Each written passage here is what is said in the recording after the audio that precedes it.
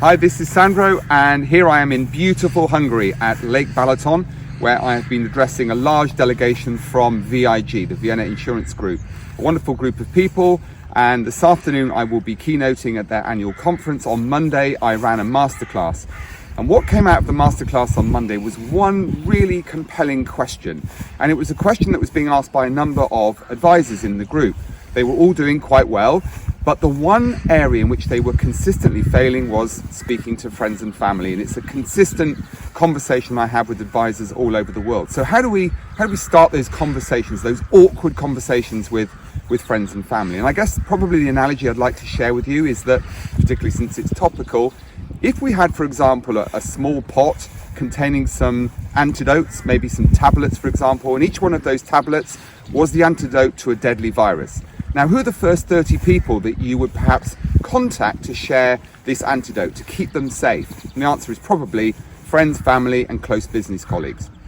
Isn't it interesting then, when we come to financial antidotes, the things that we know that will help to change the lives of all the people we love, and yet we find those conversations really difficult to have?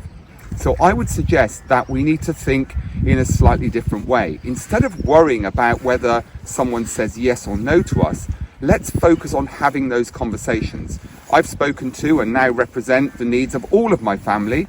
Yes, I accept that it was probably a difficult conversation to have, but I was never really worried about whether or not they would become clients. And when I remove that fear, those conversations are easier to have. After all, I've got information that I want to share with people.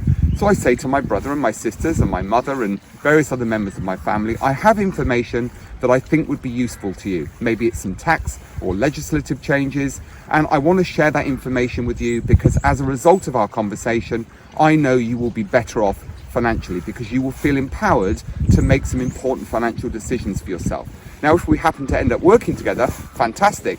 But if we don't, I feel that I've done my duty, it's an obligation after all, to communicate effectively with as many people as I possibly can, particularly friends and family. So let's stop fearing the outcome. Let's start thinking of this as a communication objective, an obligation, if you like, to the people we love.